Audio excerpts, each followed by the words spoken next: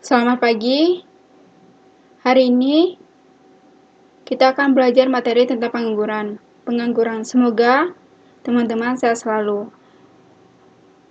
Pada materi pengangguran hari ini, kita akan belajar mengenai tentang yang pertama yaitu pengertian pengangguran, yang kedua itu jenis-jenis pengangguran, yang ketiga itu adalah pengangguran menurut sebabnya. Yang pertama itu pengertian pengangguran.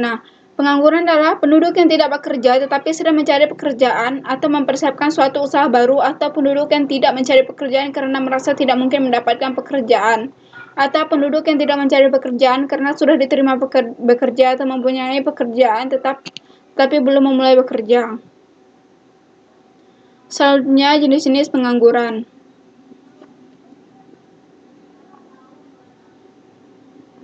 Yang pertama itu adalah pengangguran ketidakcakapan. Dan pengangguran ini terjadi karena seseorang mempunyai cacat fisik atau jasmani, sehingga dalam dunia perusahaan mereka sulit diterima menjadi pekerja. Contohnya adalah orang disabilitas. Yang kedua adalah pengangguran terselubung. Pengangguran terjadi apabila para pekerja telah menggunakan waktu kerja secara penuh dalam suatu pekerja tetapi dapat ditarik ke sektor yang lain tanpa mengurangi outputnya. Contohnya itu adalah pekerja part-time yang hanya bekerja beberapa jam saja. Selanjutnya adalah pengangguran terbuka. Adalah pengangguran yang timbul karena kurangnya kesempatan kerja atau tidak adanya lapangan pekerjaan. Contohnya seorang lulusan S1 teknik mesin belum mendapatkan pekerjaan karena lapangan pekerjaan belum tersedia sesuai kualifikasinya. Di sini adalah tabel persentase penduduk usia 15 tahun ke atas yang bekerja menurut jenisnya. Yang pertama itu golongan usia 15 sampai 19. Yang bekerja itu 5 juta lebih, yang menganggur itu 1 juta lebih, sehingga 81,12%. Sedangkan yang sekolah itu 12 juta lebih. Di umur 20 sampai 24, yang bekerja itu 12 juta lebih, yang pengangguran 2 juta lebih, sehingga yang bekerja itu 82,34 lebih, dan selanjutnya.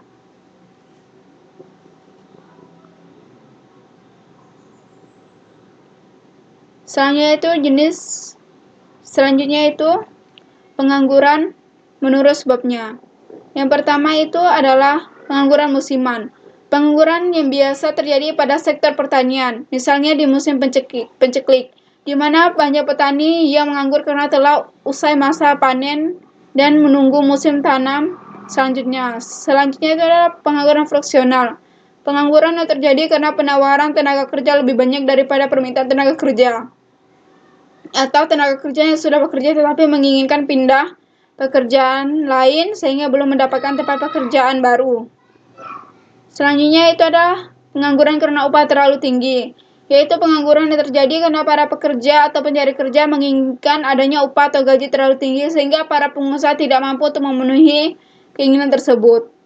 Selanjutnya adalah pengangguran struktural, yaitu pengangguran yang terjadi karena perubahan struktur kehidupan masyarakat, misalnya dari agraris menjadi industri. Selanjutnya itu pengangguran yang terjadi karena seseorang yang masih mampu bekerja tetapi secara sukarela tidak mau bekerja dengan alasan merasa sudah mempunyai kekayaan yang cukup. Selanjutnya itu pengangguran teknologi, yaitu pengangguran karena adanya pergantian tenaga manusia dengan tenaga mesin. Selanjutnya yaitu pengangguran potensial. Pengangguran terjadi apabila para pekerja dalam satu sektor dapat ditarik ke sektor lain tanpa mengurangi outputnya, hanya harus diikuti perubahan-perubahan fundamental dalam metode produksi, misalnya perubahan dari tenaga manusia menjadi tenaga mesin. Sekian dari pembahasan kita dengan PPT ini.